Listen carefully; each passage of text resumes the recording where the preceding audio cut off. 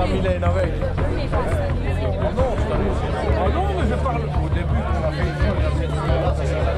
J'essaie d'être la Mylène.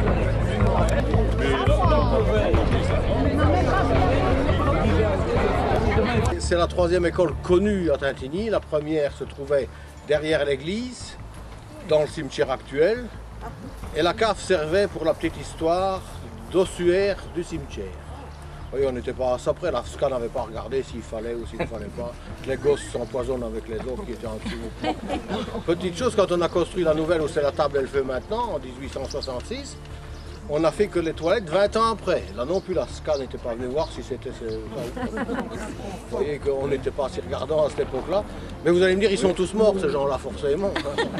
À 150 ans, alors oui, encore davantage.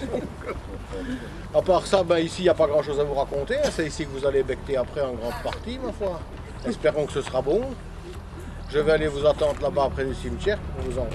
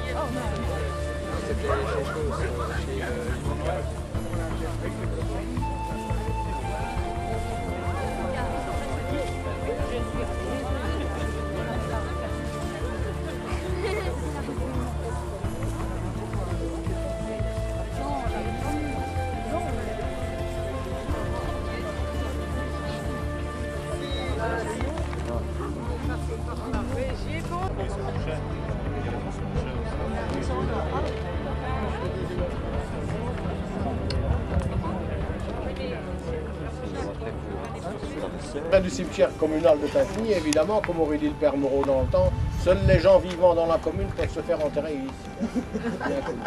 C'est bien connu. Le cimetière de Tintigny, bon, il n'est pas bien vieux puisqu'il date de 1922. Avant, c'était autour de l'église et ça a duré pendant des années et des années puisque la paroisse de Tintigny rassemblait Saint-Vincent, Bellefontaine, Lage, Tintigny et les anciennes sections de Tintigny, par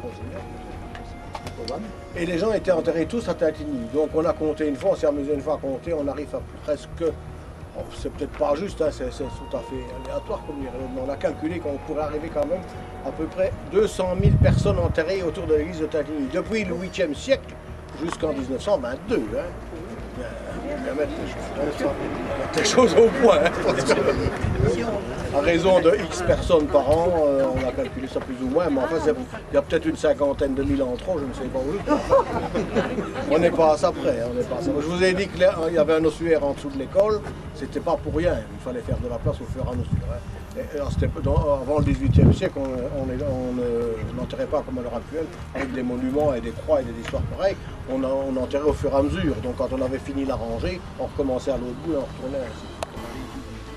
Ici, le premier qui a été enterré, c'est un soldat de la guerre de 14, Camille Jacques, qui a été tué à Londerzeel et qu'on a ramené ici. Il a été tué en 16 et on l'a ramené ici en 1922. C'est le premier qui est venu, qui a été enterré ici. Mais évidemment, vous n'allez pas rentrer dans le cimetière maintenant, mais ceux qui le connaissent, toutes les tombes de la Grande Allée, par exemple, qui sont toutes des gros monuments et très hauts, qui dépassent là-bas. Tous ces gros monuments-là sont revenus de l'ancien cimetière. On a déplacé tout ça, et évidemment les corps qui étaient en dessous. Donc il y a des gens ici qui sont morts dans les années 1850, qui sont ici, enfin, on n'a pas ramené complet. On a ramené les restes ici en 1925, 26, 27, puisque le cimetière a été en fonction jusque dans les années 30 là-bas. On n'avait pas enterré une femme là-bas et elle est mariée ici, au contraire. Je vais vous attendre maintenant là-bas à l'air de... Enfin, vous arriverez peut-être plus vite que moi parce que c'est quand même beaucoup plus court, à pied qu'en voiture. Là-bas, au truc à barbecue. Là.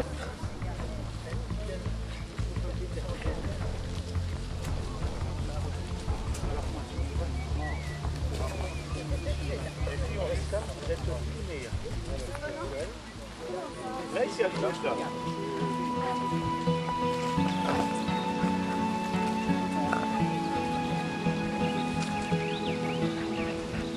monde est là.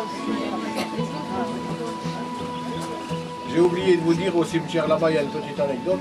Le cimetière, c'était un terrain privé et qui a été donné par la famille Rion. C'était Rion, mais on les appelait Rion-la-Monique parce que la mère s'appelait Monique. A été donné à la commune pour faire le cimetière communal.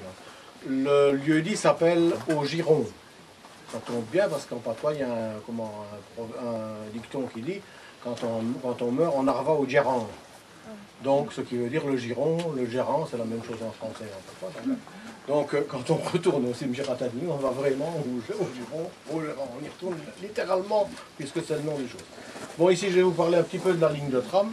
C'est un peu plus compliqué. Vous êtes ici dans la vallée du Rhône, du Plan, plutôt là-bas. Vous ne le verrez pas parce que vous allez monter ici. Mais le Plan est là-bas qui coule dans le fond. Il y a un biotope, comme aurait dit Edgar Castello, un peu spécial. Beaucoup de fleurs un peu particulières et quelques bestioles. La ligne de tram qui était partant d'Étal et qui allait jusqu'à Villers-de-Ventorval. Ne me demandez pas pourquoi il avait choisi ce trajet-là. Hein. Il y en avait beaucoup qui avaient été prévus et ils ont été d'Étal à Villers-de-Ventorval. La ligne, et on a commencé les discussions pour cette ligne de tram-là en 1876. Il y a plusieurs projets qui ont été retenus, d'autres qui ont été supprimés, puis comme partout, c'est comme pour l'heure actuelle, c'était déjà le même. Hein. Les gouvernements tombent, il n'y a plus de sous pour faire ça, un autre gouvernement ira des sous, enfin. Je dis qu'il en soit que la ligne a été créée et ouverte au public, en tout cas, le 1er février 1908.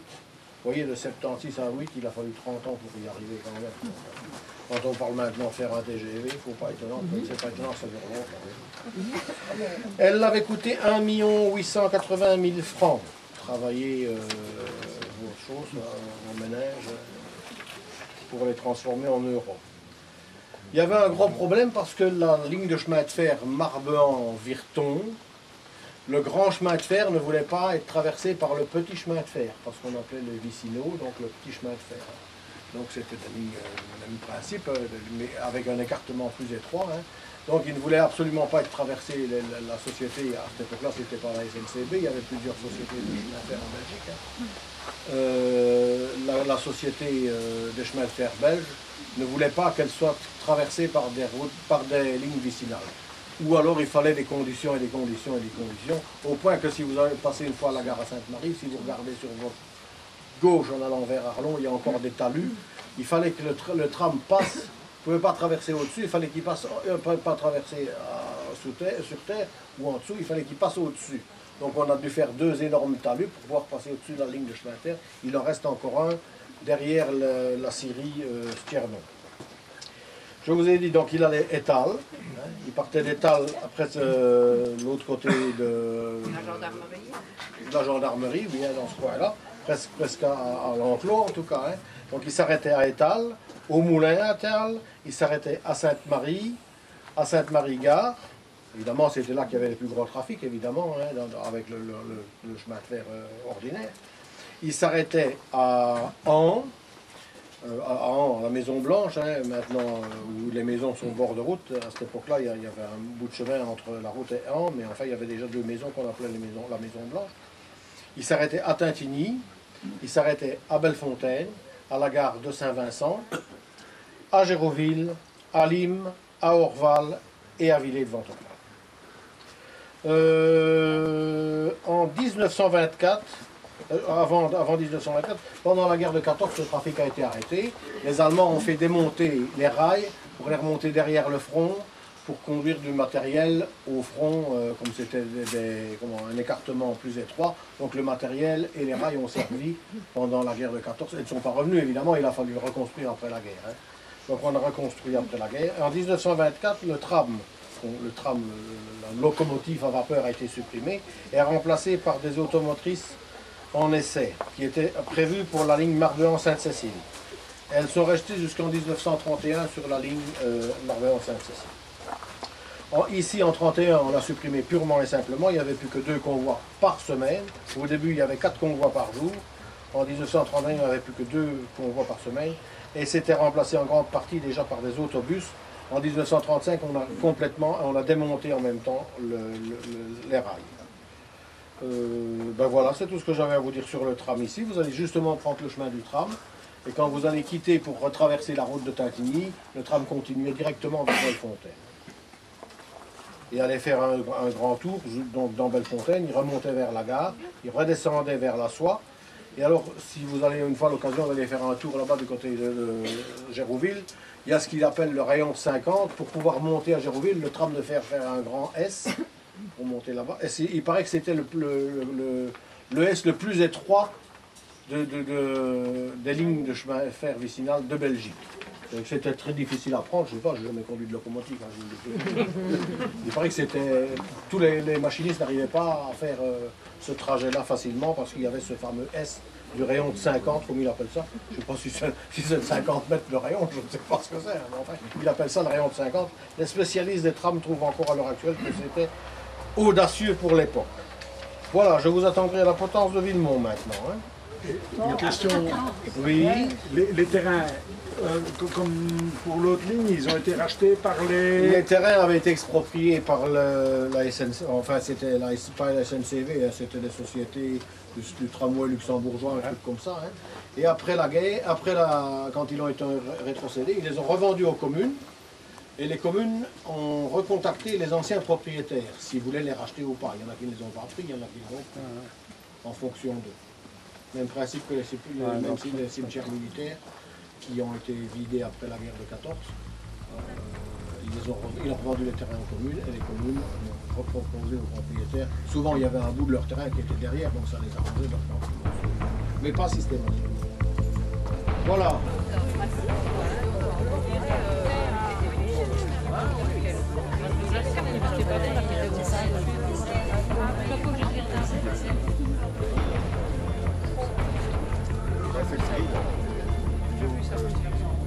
Potence de Villemont, je vous en parlerai un peu plus tout à l'heure puisqu'on va arriver au château de Villemont. Hein. La seigneurie de Villemont comprenait Tintigny, Saint-Vincent, Bellefontaine, La Hache, la même chose que la paroisse. Hein. La même chose que la paroisse. Et évidemment, les seigneurs de Villemont, que je vous citerai là-bas devant le château, s'il fait meilleur, avaient droit de haute, de basse et de moyenne justice sur leur propriété, évidemment. Et il y a quand même, on n'a pas beaucoup de procès bien retentissants, mais il y en a au moins un où une jeune femme originaire d'Ixay, pas loin de Metz, a été condamnée à être pendue ici à la potence de Villemont.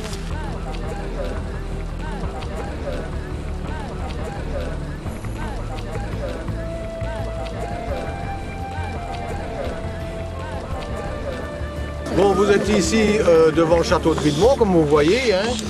Un petit peu, je vais vous parler un peu de l'architecture, puis après je vais vous parler un peu de l'histoire. Bon, le château n'a guère évolué depuis le XVe siècle. C'était toujours à peu près la même forme, à part qu'à la guerre de 14, le 24 août, il a été incendié.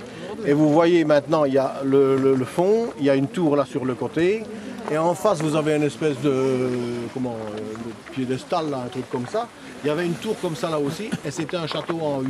Il y avait deux branches qui revenaient vers ces tours en question. Le 24 août, les Allemands l'ont incendié. Et après la guerre, c'est les Duhard de Sainte-Marie qui ont racheté le bien pour le reconstruire. Il a été construit en 1922. En même temps, il y avait une baronne qui habitait là, qui était la veuve de l'ancien baron, de l'ancien propriétaire, puisque c'était les Duhard qui ont racheté, c'est des Duhard qui sont des Duhard de Sauvet.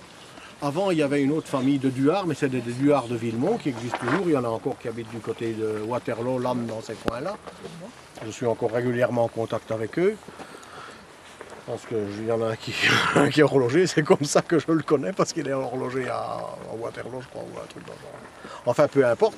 Donc, les Duhard de Sainte-Marie, qui est la famille de Sauvet, a racheté la ruine à la dernière baronne de Villemont, Duhard de Villemont. Hein. Elle était veuve depuis 1906, et la maison qu'on voit. Bon, vous la verrez quand vous sortirez du bout de l'allée là-bas, il y a une maison qui vient d'être restaurée, la maison du docteur Gerbeau, qui vient d'être restaurée pour faire un gîte.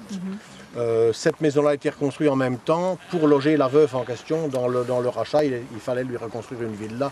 Vous avez une espèce de maison comme on faisait tout de suite après la guerre, hein, de style un petit peu en gliche comme ça. Hein. Et elle l'a habité là. Donc les Duhart ont reconstruit ce château, mais ils n'ont reconstruit que l'aile du fond, ils n'ont pas reconstruit les 2 ailes en venant par ici. Un petit mot sur l'historique, maintenant je ne vais pas approfondir bien longtemps parce qu'il ne fait pas tellement bon. La seigneurie de Villemont est attestée depuis les années à peu près, les années 1000, on ne sait pas trop, on n'a rien trouvé avant ça. Ce qui est sûr, c'est qu'à cette époque-là, c'était une famille de Way. La famille de Way en question était une proche parente des comtes de Chiny, peut-être même une branche cadette ou des cousins, en tout cas c'était très très proche, parce que les de Way sont originaires du village de Way à côté de Carignan, et vous savez probablement tous que les comtes de Chiny n'ont jamais été enterrés ni à Chiny, ni à Neufchâteau, ni à Méliès, où c'était leur diverses capitales, ni à Montmédy, où ça a été la dernière capitale. Ils sont tous enterrés, ils étaient tous enterrés dans la collégiale de Carignan. Et les seigneurs de Villemont, qui étaient de Douai, étaient aussi enterrés dans la même crypte que les comtes de Chiny. Donc on suppose que c'est de la famille très très proche pour être enterrés dans le même lieu. Il n'y a pas de raison qu'ils soient enterrés dans le même lieu s'ils ne sont pas de la même famille. Donc ensuite, après les Douai, on a une famille de Barbançon, qui vient. Je ne vais pas vous expliquer tout ce qu'ils ont fait parce que ça dure 10 siècles. Hein. Ça serait Barban, oui, en quelque sorte. Hein. Donc, qu'on appelait les Barbançons Villemont. Au décès du dernier Barbançon mâle, c'est des filles qui ont hérité de la propriété, une qui a marié un de Mérode. À cette époque-là, la propriété est devenue propriété de Mérode. Hein. La même chose un siècle après, et le château est tombé dans les mains des Trazegnies, des marquis de Trazegnies, qui existent encore à l'heure actuelle. Hein. Quand l'homme gang se fait à Bruxelles, c'est le marquis de Trazegnies qui a l'honneur de représenter Charles Quint. Donc la dernière marquise de Trazegnies, qui était ici à la Révolution française, est partie vivre à Bruxelles, vu les circonstances de l'époque qui n'étaient pas très sûres. Donc elle est partie habiter à Bruxelles. Les révolutionnaires français ont vendu le château comme bien nationaux, hein, bien national à cette époque-là, hein, ça se faisait avec Bouchot, les abbayes, les châteaux, ainsi de suite, à condition que les propriétaires soient émigrés. Le château a été vendu de la même façon et il n'a jamais été occupé par son nouveau propriétaire qui n'était autre qu'un ancien représentant de l'ordre du château de Villemont ici, qui n'a pas pu l'occuper parce que la marquise a tout de suite fait valoir ses droits, n'étant pas émigrée puisqu'elle était restée en Belgique, hein, elle n'était pas partie en Allemagne ni en Angleterre comme beaucoup de nobles français, ou belges même, hein. Enfin belges à cette époque-là, des Pays-Bas catholiques disons. Hein. Donc comme elle n'était qu'à Bruxelles, la vente a été cassée et on lui a rendu son bien. C'est elle qui a vendu le bien aux Danetans. Les Danetans étaient une famille de maîtres de forge, voilà. Qui étaient les Danetans de la Traperie à Abbé-la-Vieille. Et la fille d'Annetan s'est mariée avec un Duhart, Henri Duhart. Et c'est comme ça que les Duhart sont venus ici à Tintigny. Donc c'était la famille Duhart d'Annetan qui est venue ici. Elle avait reçu le château de Villemont en dot quand elle s'est mariée avec le Duhart.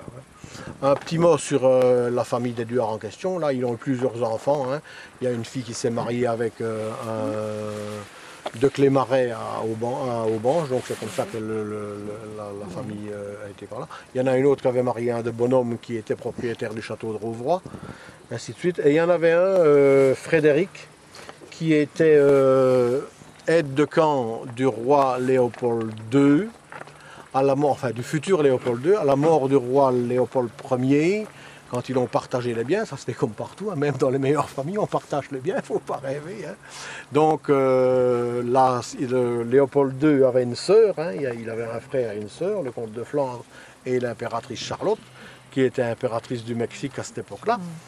Donc il y a une ambassade belge qui est partie pour le Mexique pour porter un peu des sous, pas tout, parce qu'il paraît que Léopold II était très avare, il en avait gardé une grosse partie pour lui.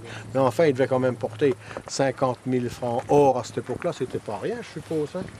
En Amérique, évidemment, à cette époque-là, on n'en est pas en Amérique comme à l'heure actuelle, ni on ne prenait pas la Western Union pour envoyer des sous, on prenait ça dans une caisse et puis on partait. Il fallait aller jusqu'à Anvers, Anvers prend un bateau jusqu'à Londres, à Londres prend un bateau jusqu'à New York, à New York prend un bateau qui redescendait sur Veracruz, à Veracruz on allait prendre une diligence qui montait jusqu'à Mexico. Vous voyez, il fallait 3 mois pour aller, 3 mois pour revenir. Donc le Frédéric Duhart en question est parti il y avait un Dorlodo, il était une demi-douzaine en tout et pour tout à peu près, pour partir là-bas. Ils sont arrivés en pleine révolution mexicaine, ça n'a pas duré longtemps, l'Empire du Mexique c'était pas très brillant. Hein. Ils sont arrivés là-bas, Maximilien ne les a pas trop bien reçus, il paraît, il avait beaucoup de soucis avec les révolutionnaires à gauche à droite, les républicains, un petit peu les autres qui faisaient un petit peu du brigandage un peu à gauche à droite. Donc ils ont quand même été reçus, il les a décorés de l'ordre de Notre-Dame de la Guadeloupe. L'impératrice Charlotte n'était pas contente parce qu'elle n'avait pas eu toute la somme qu'elle voulait pour acheter des mercenaires, justement pour essayer de mater les rebelles révolutionnaires mexicains. Enfin, ça s'est passé pas trop bien. Ils sont revenus le plus vite possible, ils ont quitté Mexico. Ils sont redescendus pour revenir reprendre le bateau à Veracruz. Mais quand ils sont passés à Rio Frio, donc un bled qui s'appelle Rio Frio, ils ont été attaqués, on ne sait pas si c'est par des gens de Maximilien, on ne sait pas si c'est par des bandits de grand chemin, on ne sait pas si c'est des révolutionnaires. Petit qu'il en soit, qu'ils ont pris la berline de force, croyant qu'il y avait encore de l'argent, il n'y avait plus rien du tout. Et il y a eu une échauffourée, ils se sont battus un petit peu, il y a eu quelques balles de tirées. Il n'y a eu qu'un mort, Frédéric Duhart en question. Et le Frédéric Duhart en question a été ramené à Mexico. On l'a enterré dans le couvent des Augustines, si mes souvenirs sont bons. Il n'y a pas longtemps, il a été déplacé parce qu'il paraît que Mexico est construite sur un marais. Donc ça s'enfonce tout doucement. Il n'y a pas longtemps, il a été redéplacé. On l'a remis dans une autre église. Évidemment, les Duhart ici ont payé un caveau là-bas, je ne sais plus quelle marque c'était, hein, peu importe. En même temps, il y avait une des filles qui était mère abbesse de l'abbaye du Bois de la Cambre. C'est elle qui a payé le chemin de croix qui se trouve dans l'église de Tintigny actuelle en souvenir de son frère. Et en même temps, dans l'ancien cimetière, comme je vous ai dit tantôt, il y avait la tombe de ces Duhart en question. Maintenant, ils sont restés là-bas, mais on a ramené les stèles autour de la petite chapelle Saint-Antoine qui se trouve là-bas au-dessus. Si vous allez une fois vers Brevande par là, il y a une petite chapelle. Et il y a la tombe là, où jamais Frédéric Duhart n'a été enterré, mais en tout cas, il y a une stèle avec, à sa mémoire qui est avec celle de ses grands-parents et de ses parents, et ainsi de suite, de la famille des Duhart de Villemont, je dis bien, hein, pas les Duhart de Sauvé, puisque ceux-ci sont enterrés à Sauvé. Voilà, donc on va se retourner un petit peu dans ce sens-là, parce que je ne vais pas aller vous attendre là-bas au bout, parce qu'avec la route, on n'entendra rien de ce qui va se passer.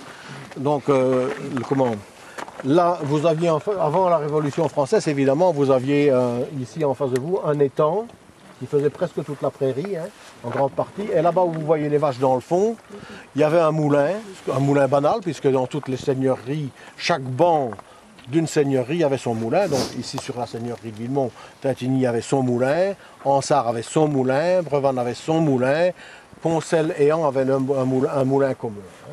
Donc le moulin banal de Tintigny était ici. Évidemment, moulin banal, ce qui implique que tout le monde doit aller faire moudre son blé là, ce n'est pas autre part. Tout ce qui devait être moulu était moulu là pour pouvoir payer une taxe au seigneur du coin. C'était normal, c'était une taxe comme on en paie, quand on paye la TVA. À l'heure actuelle, c'est à peu près la même saloperie qu'à cette époque-là, je vous le dis tout de suite. Hein. À part que c'est un peu plus fort maintenant qu'à cette époque-là. Le moulin était là-bas. Évidemment, après la Révolution, le moulin a été supprimé. Pourquoi? Il y en a qui sont revenus en continuer. Celui-ci a été supprimé. À mon idée, c'était une question d'étang qui n'était pas assez profond et le moulin n'était pas assez en contrebas. Donc, il ne pouvait travailler que X mois sur l'année. Vu le peu d'eau qu'il y avait, il n'y avait pas assez de réserve pour travailler tout l'hiver et tout l'été. Donc, le moulin a été abandonné. Dans les années 1880, il a encore servi d'école libre. À ce moment-là, c'est au moment où il y a eu la guerre des écoles en Belgique. Hein. Les libéraux voulaient que toutes les écoles soient communales. Les catholiques, évidemment, voulaient que ce soient des écoles catholiques. Et ici, à Tintigny, l'école communale est devenue, en quelque sorte, puisque le conseil communal était libéral. Donc, ils ont déplacé le maître d'école et l'école privée catholique est venue ici au Moulin. Pendant quelques années, ça n'a pas duré longtemps, puis ça est redevenu normal. Hein. En 1914, il était vide, et les Allemands l'ont incendié le 22 juillet 1914. On ne l'a jamais rebâti. Encore une petite histoire, et puis je vous lâcherai, comme ça vous serez tranquille, vous pourrez rentrer pour aller manger en vitesse. Le dernier meunier ici de Villemont s'appelait Nicolas Syndic. Et quand on a vendu les biens nationaux, comme je vous l'ai dit tout à l'heure, hein, le cas pour le château, les moulins ont été vendus aussi. Les moulins, les scieries, tout ce qui appartenait aux seigneurs des Pays-Bas, enfin ou partout où il allait, et de France, hein, ont été vendus comme biens nationaux. Et ce Nicolas Syndic en question a racheté le moulin banal d'Ansart. Et il a fonctionné lui, jusqu'à la guerre de 14. Aussi, les Allemands l'ont incendié, mais il est encore en fonction à la guerre de 14. Et ce Nicolas Syndic-là, je ne sais pas si vous avez déjà lu le curé de Cucugnan, là, hein, les fables d'Alphonse Daudet. Hein. Il paraît que les meuniers sont des gens qui font beaucoup de péchés, il paraît. Parce qu'il paraît qu'il faut toute une journée rien que pour les confesser. Donc, rien que pour le meunier, il faut une journée. Donc, il ne faut pas demander les femmes qu'est-ce que ça doit être alors. Mais il dit aussi hein, qu'il faudra quelques jours pour les femmes. Donc, et on raconte ça, mais c'est pas vrai. Mais enfin, probablement, il a fait. Ah mais non, on raconte pour ce Nicolas Syndic en question. Il a fait construire une petite. Si vous allez une fois en Sarre, dans Sarre vers Brevannes, il y a une petite chapelle sur la droite, le long de la Rule. C'est la chapelle qu'on appelle Syndic, puisque c'est Nicolas Syndic qui l'a bâti et qui l'a dédicacé évidemment à Saint-Nicolas, puisqu'il s'appelait Nicolas. Hein, tout simplement.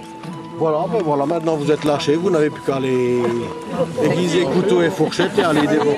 Merci.